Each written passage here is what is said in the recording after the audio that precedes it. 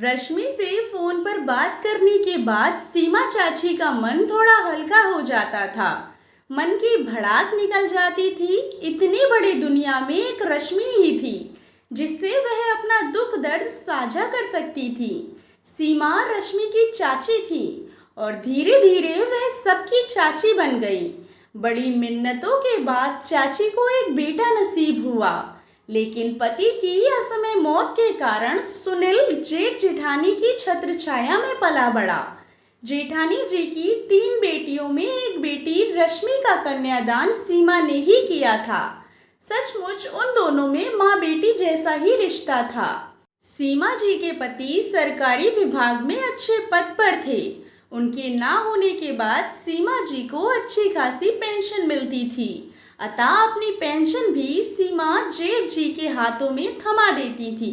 सीमा जी को किसी से कोई भी शिकवा शिकायत नहीं था। पति की मौत के बाद चलती फिरती रोबोट बन गई थी। वैसे भी वह शुरू से ही अंतर्मुखी स्वभाव की थी और जरूरत से ज्यादा ही कुछ सीधी थी। जिस काम में जेठानी लगा देती थी, सुबह से लेकर शाम तक लगी रहती थी, मानो उनकी अपनी कुछ चाहत ही नहीं थी। कभी ना किसी चीज के लिए बहस करना, ना किसी बात का जवाब देना। मिला तो खा लिया, नहीं मिला तो कोई बात नहीं। बेटा भी स्कूल जाने लायक हो गया था। सुनील स्कूल से निकलकर अब कॉलेज में पहुंच गया था। जेठ जी ने अपने बेटे और सीमा के बेटे में कभी कोई भी भेदभाव नहीं किया। समय अपनी गति से गुजर रहा था। दोनों बच्चों की नौकरी लग गई।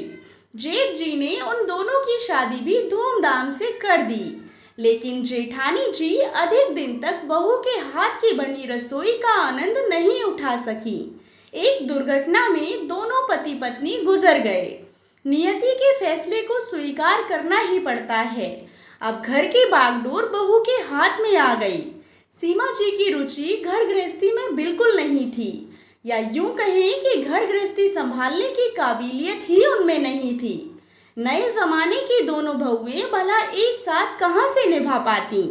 और बीच में एक लाइन खिंच गई, क्योंकि अब जेठ जी और सीमा के बेटे में बनती ही नहीं थी। सीमा जी की बहू सीमा जी को पूछती ही नहीं थी। सीमा जी बहू के लिए बस एक नौकर थी।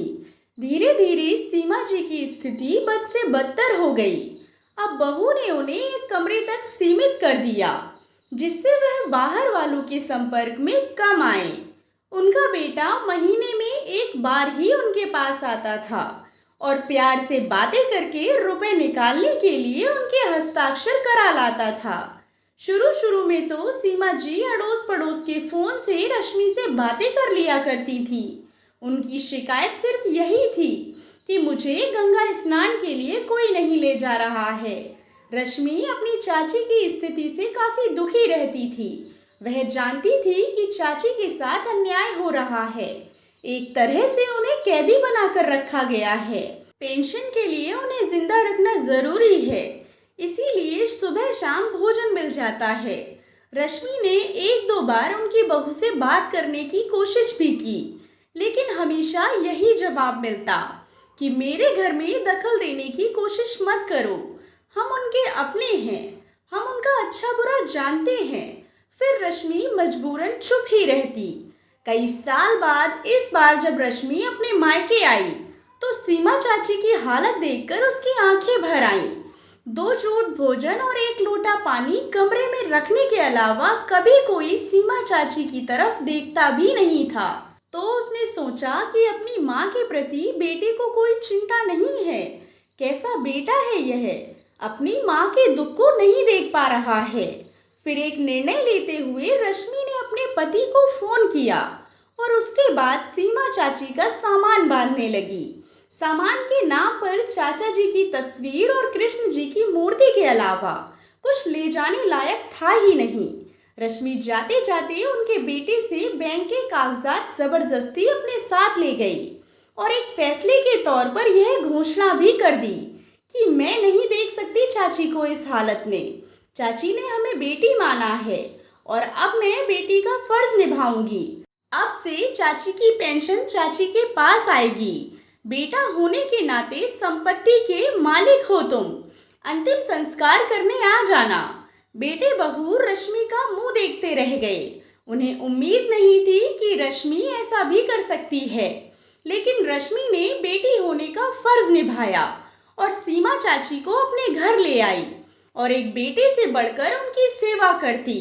सीमा जी हर वक्त रश्मि को दुआएं देती। रश्मि सोचती कि माता पिता की सेवा करने का मौका नहीं मिला, लेकिन माँ जैसी चाची की सेवा कर वह खुद को बहुत भाग्यशाली समझती थी कि भगवान ने उसको एक माँ की खिदमत करने का मौका दिया, क्योंकि माता पिता की कमी का एहसास तो उनके जाने के बाद होता है।